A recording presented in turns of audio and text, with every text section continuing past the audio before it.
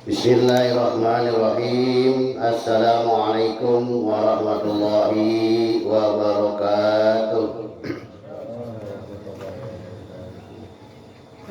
Innal hamdalillah nahmaduhu wa nasta'inuhu wa nastaghfiruh wa na'udzu billahi min shururi anfusina wa min sayyiati a'malina may yahdihillahu wa may yudlil fala hadiya lahu.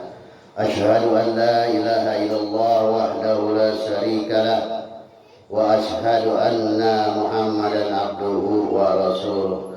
Allahumma shalli ala sayyidina Muhammad wa ala alihi wa sahbihi ajma'in, amma ba'du. Radina billahi rabba, amin, wa bil islami dina, wa bi Muhammadin nabiyya wa rasulah. Rabbi jibna ilma warzuqna fahma.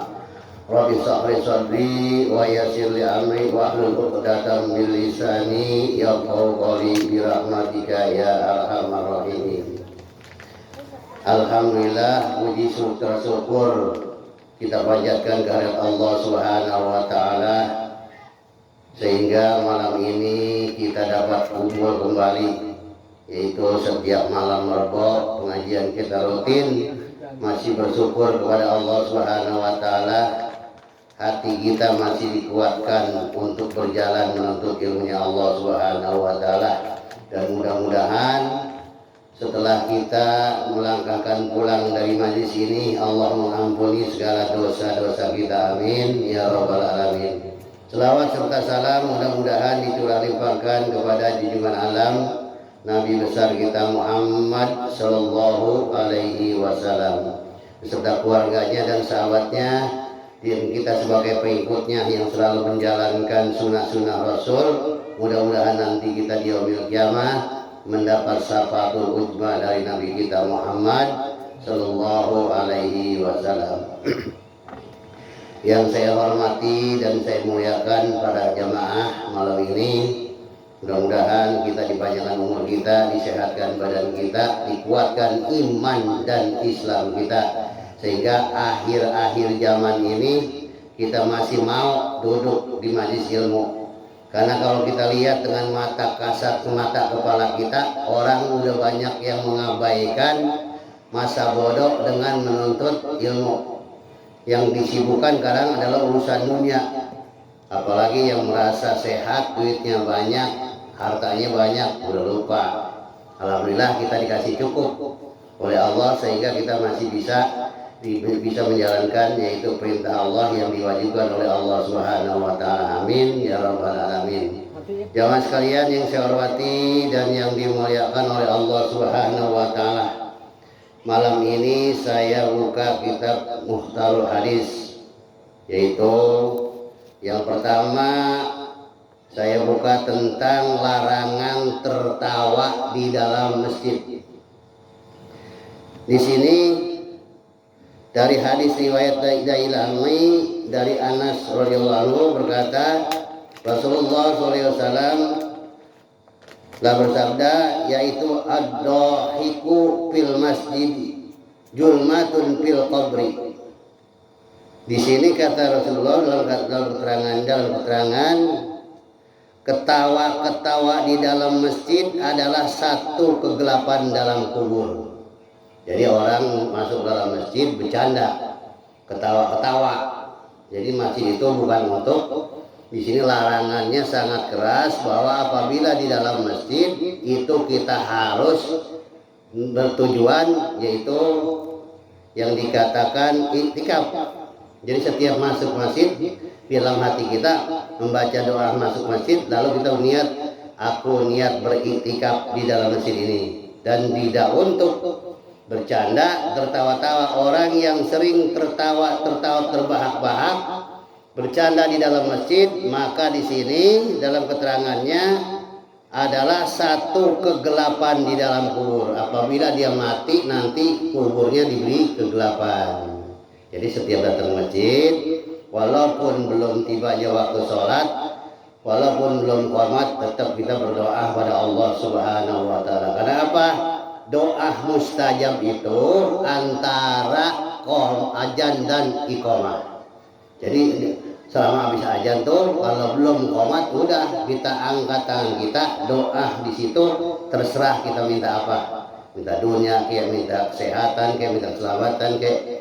Di situ minimal kita mendoakan kedua orang tua kita, Allahumma gfirlahu, Allahumma gfirli wali walidayya warhamhuma kama rabbayani shaghira. Kalau tinggal beberapa menit lagi kita istighfar pada Allah, ya Allah ampunilah selama menunggu dari ajan ke qomat. Kalau kita belum sempat, yaitu kita mau qobliyah johor atau qobliyah maghrib, udah kehabisan waktu tinggal dikit, ya udah kita disarankan untuk berdoa di dalam masjid, bukan ketawa.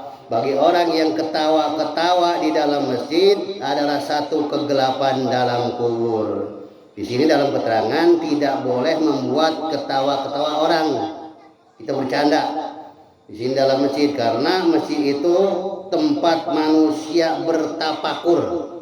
Yaitu masjid itu setiap kita datang ke dalam masjid, kita niatnya iktikaf dan bertafakur, berzikir pada Allah. Dan barang siapa yang melakukannya kelak jika ia mati, kuburannya akan diberikan kegelapan oleh Allah Subhanahu wa ta'ala. Alhamdulillah kita jadi tahu ya, ternyata masjid mah nggak boleh dipakai main-main gitu. Apalagi masjid ini dianggapnya ya biasa-biasa saja, jangan, karena masjid mah larangannya lain dengan tempat-tempat yang seperti biasa. Ini hadis yang keempat, tertawa yang disukai oleh Allah.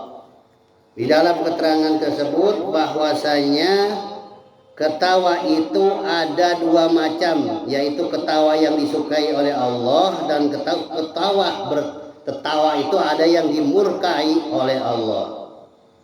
Adapun ketawa yang disukai oleh Allah, olehnya yaitu oleh Allah Subhanahu wa taala, adalah selalu menyebut dengan kegembiraan, gembira akan kedatangan saudaranya. Jadi tertawa yang disukai oleh Allah, kedatangan teman kita, kedatangan saudara kita, kedatangan adik kita, itu tertawa tuh. Masya Allah, alhamdulillah, ketawa-tawa kita tuh. Alhamdulillah, itu dalam kemana lain, Masya Allah, kita kangen banget, tawa-tawa tuh kita tuh. Tengah-tengah tawa, menggembirakan dia. Jangan kedatangan tamu, terus kita nyemberut. Ya, tamu akhirnya, nah, udah amat, gue main seru lagi gitu. Orang ini nyemberut, wae, gitu kadang-kadang.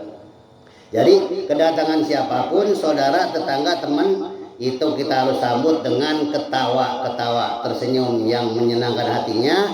Di situ adalah yang dikatakan tertawa yang disukai oleh Allah Subhanahu wa taala. Misalnya saya udah kangen banget dan selalu rindu kepadanya. Dan ketawa yang dimurkai oleh Allah yaitu ialah seorang yang selalu berbicara, berkata-kata dan kasar atau kata-katanya yang batil. Misalnya bercanda jorok, atau bercanda misalnya kata-katanya kata kasar, dia bercanda. Banyak orang yang omongannya kasar, omongannya terlalu misalnya bikin ketawa orang, tapi omongannya omongan batil. Itu ketawa yang dimurkai oleh Allah Subhanahu wa taala. Kemudian yang tertawa yang disenangi perkataan itu antara ialah bermaksud agar orang ketawa. Ya misalnya kita mau kayak orang pelawak tuh, kata-katanya apalagi jorok, apalagi kotor, bikin orang ketawa, maka kelak ia akan dijerumuskan ke dalam neraka jahanam selama 70 tahun. Tuh. Jadi kita jangan sampai membuat orang yang ketawa tapi ketawanya bahasanya bahasa yang kasar, bahasa yang batil, bahasa yang jorok misalnya, biar orang ketawa gitu. Kita seperti itu dulu ya, kalau udah tahu nih, kita udah tahu, sekarang biar orang tersenyum, kita kata-kata yang baik, jangan kata-kata yang kasar. Maka dari itu, di sini hadis yang kelima yaitu menjamu tamu. Adai kuah Abdiyafahutu salah satu ayam wajahir jatuhu yaumun walailatun wa man kana yu'minu billahi wal yaumil akhir fal yukrim dhaifahu wa man kana yu'minu billahi wa yaumil akhir falyakul khairan aw yaskut. Di sini kata hadis riwayat di Bukhari dan Muslim, tamu itu lamanya 3 hari. Kalau ada tamu itu kalau lebih dari 3 hari udah bukan tamu, nggak boleh. Tamu itu lamanya 3 hari, hadiah baginya adalah sehari semalam dan barang siapa yang beriman kepada Allah dan hari akhir, maka hendaknya dia memuliakan tamunya. Barang siapa yang beriman kepada Allah dan hari akhir, maka hendaknya ia berkata yang baik atau diam.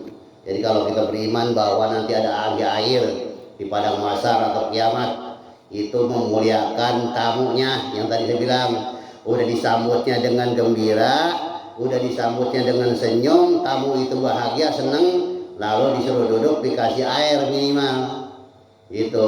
Jadi dikasih air atau kopi atau makanan yang ada singkong kayak begini nih, ada singkong ya, ada ubi, ada buras, alhamdulillah berkah ya tiap malam berbuah. Maka di sini selama makanan itu terhampar masih ada di lantai atau di meja, maka malaikat selalu mendoakan buat orang-orang yang ditamuinya. Maka di sini dikatakan dalam menghormati tamu itu paling lama 3 hari, maka lebih dari 3 hari tidak termasuk tamu lagi. Maka tamu-tamu pun harus mengerti jika dia berlama-lama di rumah orang. Kemudian dijelaskan bahwa orang yang beriman itu hendaknya memuliakan tamunya dan berkata baik jika tidak lebih baik diam. Jadi misalnya kesel banget nih sama dia gitu ya, tamu teh ngeselkan banget ini kayaknya, datang teh nyumbit mulu, datang teh mulu misalnya, pegel amat tamunya datang mulu. Udah daripada kita dia datang kita kesel atau menyemberut, bikin dia sakit hati dia, mendingan diam dah ya. Kalau bisa malah kita suguhin yang enak-enak gitu. Jadi di situ ada tamu yang memegelkan, ada tamu juga yang menggembirakan.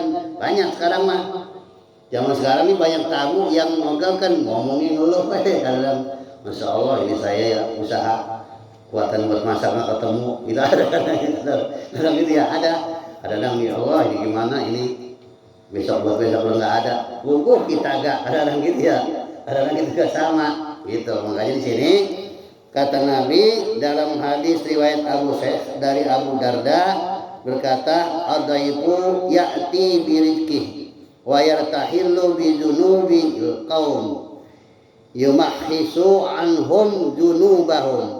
Kata dalam keterangan bahwa tamu itu datang dengan membawa rezekinya dan ia pulang dengan membawa dosa kaum yang ditamuin, menghapus daripada mereka akan dosa mereka. Tuh gitu tuh, tamu datang membawa rezekinya dia sendiri. Apa yang dibilang tamu datang membawa rezekinya? Minimal itu tamu datang membawa rezeki, dia nggak beri kita rezeki juga, dia dapat rezeki. Rezeki apa? Minimal air. Jadi kalau ada tamu jangan lama diajakin ngobrol, air belakangan gitu, kasih air dulu. Kalau dia belum ngopi kasih ngopi, kalau ada kopinya ya, kalau nggak ada ya utang dulu dah, apa buat tamu mah pahala gede. Maka di situ pas dia pulang nanti, pas tamu pulang, maka dia membawa dosa-dosa, mengampuni dosa-dosa orang-orang yang ditamuin ke rumah kita. Maka di sini dalam keterangan lain, apabila Allah ingin memuliakan hambanya, memuliakan rumah tersebut, maka Allah mengirimkan seorang itu untuk bertamu ke rumahnya. Jadi kalau Allah berkehendak untuk memuliakan rumah yang dimuliakan oleh Allah, kebaikan, kalau Allah berkehendak ingin memuliakan kebaikan kepada rumah tersebut, maka Allah kirimkan tamu ke rumahnya. Yang penting tamunya itu mengucapkan salam, assalamualaikum. Kita jawab waalaikumsalam warahmatullahi wabarakatuh. Yang kemarin kita buka bab salam. Jadi kalau salam itu harus dilebihin. Makanya tamu juga harus tahu assalamualaikumnya. Kalau bisa menjemandok assalamualaikum gitu, jangan assalamualaikum jangan bercanda ya. beliau jangan assalamualaikum waalaikumsalam warahmatullah gitu. Jadi tamu itu datang membawa rezeki dan ia pulang membawa dosa kaum yang ditamuinya, menghapus daripadanya mereka akan dosa mereka, yaitu menghapuskan dosa-dosa orang yang ditamuin di sini.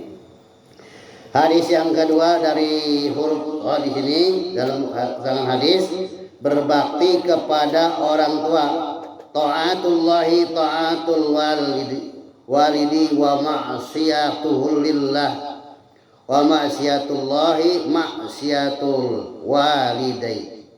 Di sini mentaati Allah adalah sama juga taat kepada orang tua. Itu mendurhakai Allah itu orang yang berdurhaka kepada orang tua. Jadi anak yang durhaka itu sama juga dia durhaka kepada Allah Subhanahu wa taala. Anak yang durhaka kepada orang tuanya jangan harapkan hidupnya akan berkah. Dia akan diancam oleh Allah, dunianya dikasih dalam kemurkaan dan akhiratnya pun dia ditinggalin dikit pun. Jadi dunianya tetap dikasih kemurkaan oleh Allah, dikasih sengsara. Tidak ada orang yang durhaka kepada orang tuanya hidupnya akan bahagia dan akan berkah. Orang yang durhaka kepada orang tua maka siap-siap dia akan sengsara di dunia dan di akhirat. Hati-hati ya yang punya orang tua nih. Saya udah nggak ada, udah meninggal semua. Ya. Tapi bagaimana caranya supaya orang kita nggak kesel? Jadi kalau kita durhaka kepada orang tua, tapi orang tua kita udah meninggal, jangan selalu mengirimin dosa kita kepada orang tua. Dosa kita kemana? Orang tua udah meninggal dunia, kita selalu berbuat dosa, meninggalkan sholat misalnya, meninggalkan sholat, berzina, minum khamr, mencuri, berjudi, segala macam dah maksiat-maksiat yang besar. Meninggalkan sholat gimana? Meninggalkan sholat itu dosanya lebih besar daripada dosa-dosa berzina, membunuh, berjudi dan mabuk. Jadi itu dosa tersebut akan dapat orang tua kita yang di dalam akhirat. Jadi orang tua kita yang meninggal dunia, kita menjadi durhaka kepada orang tua kita bukan dikirimin pahala, bukan dikirimin Fatihah, bukan dikirimin yang enak-enak, dikirimin yang nggak enak-enak. Akhirnya itu orang tua di dalam akhirat nyumpahin kita. Apa kata orang tua? Ya Allah, ini anak saya durhaka amat kepada saya. Saya udah meninggal dunia, nggak ingat boro-boro kirim Al-Fatihah, malah kirimin dosa, malah kirimin siksa dosa dari anak itu tersebut. Ya Allah, maka samakanlah nanti dia seperti saya. Doanya. Makanya hati-hati, walaupun orang tua kita udah meninggal, kita jangan sampai berbuat dosa. Kirimin yang baik-baik, banyak bersedekah. Jadi kalau kita sedekah, niatkan buat kedua orang tua kita. Mau sedekah 1000 kek, mau sedekah 500 perak kek, apalagi gede, udah niatkan pahalanya untuk kedua orang tua saya yang telah meninggal dunia di dalam hati. Udah terserah sini, sedekah pahalanya buat kedua orang tua saya almarhum dalam rumah yang belum meninggal. Gitu sampai dari bagi anak yang bersedekah pahala niatkan untuk kedua orang tuanya, maka dilipat gandakan pahalanya oleh Allah Subhanahu wa taala. Jadi orang tua sekarang nih lagi ngarep-ngarep anaknya terus, tiap waktu kan, tiap detik.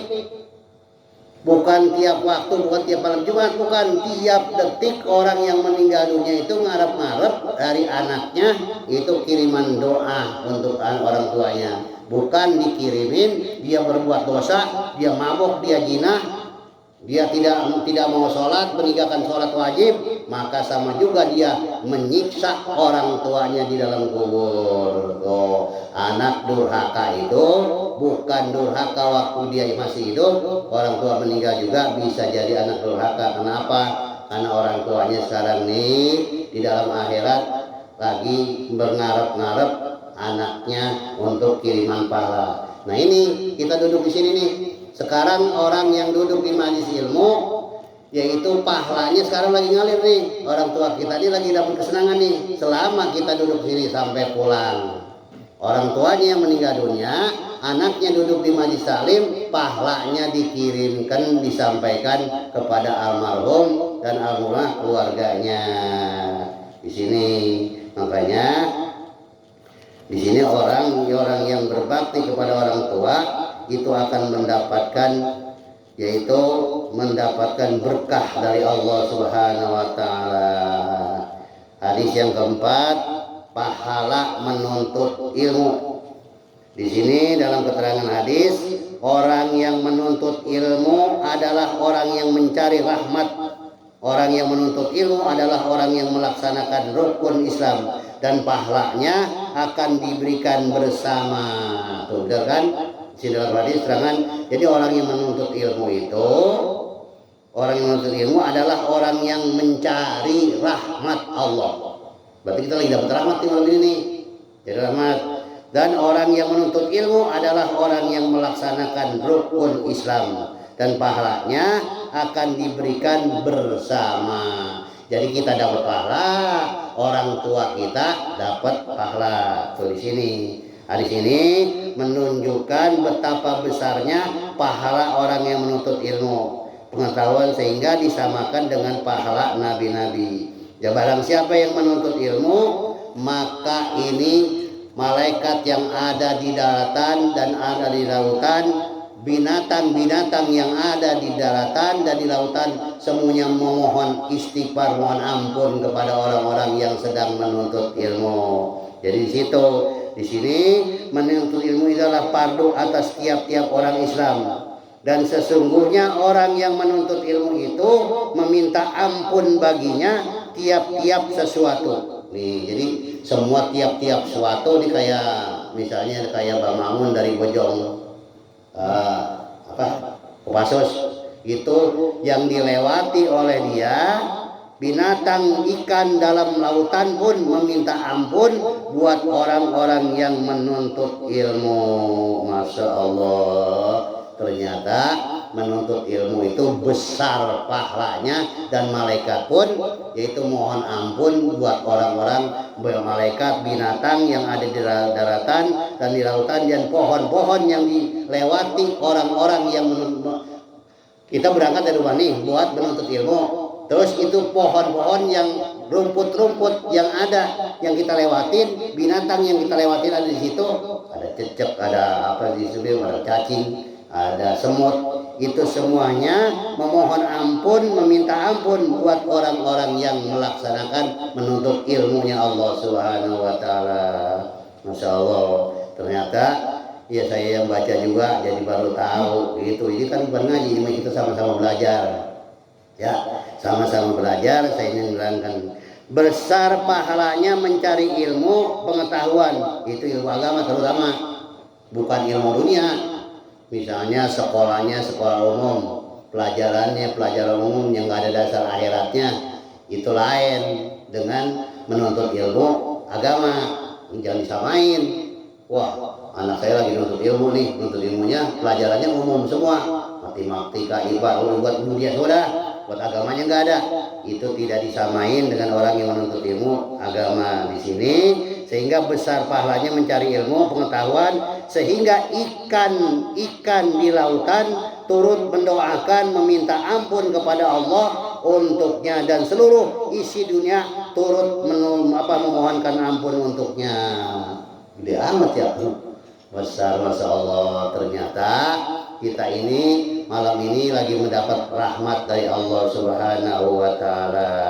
Jadi alhamdulillah ya, di sini menuntut ilmu itu lebih baik kata Nabi di sisi Allah daripada sholat, puasa, haji, berjihad dan di jalan Allah Subhanahu wa taala. Jadi menuntut ilmu itu pahalanya lebih baik daripada puasa, haji, sholat di sini dan berjihad di jalan Allah. Ternyata menuntut ilmu itu pahalanya sangat besar. Bagi orang-orang yang menuntut ilmu, maka meninggal dunianya nanti akan dikerumuni oleh malaikat. Jadi kalau kita masih ngaji nih, malam Rebo atau malam Senin, kita masih niat ngaji, pas itu kita meninggal dunia, maka dihitung oleh malaikat, oleh Allah, kita termasuk orang yang masih menuntut ilmu. Pas kita mau disiksa atau ditanya oleh malaikat, jangan, itu si fulan meninggalnya masih dalam keadaan menuntut ilmu gitu. Dan mudah-mudahan kita seperti itu, jangan sampai kita ini meninggal dunia dalam keadaan su'ul khotimah. Bagaimana orang yang meninggal dalam keadaan su'ul khotimah? Orang yang tidak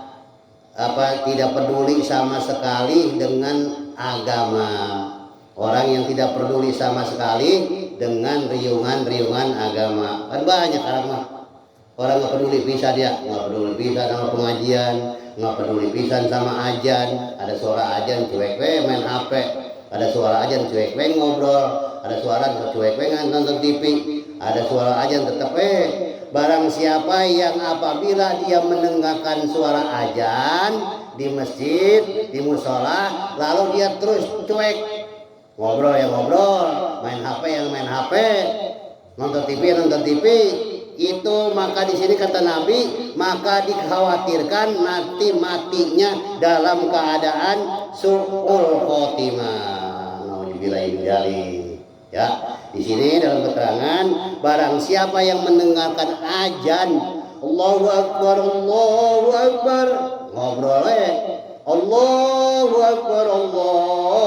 Akbar, akhirnya main HP, akhirnya nonton TV, akhirnya ngobrol, maka dikhawatirkan, kata Nabi, orang tersebut dikhawatirkan mati dalam keadaan su'ul khotimah.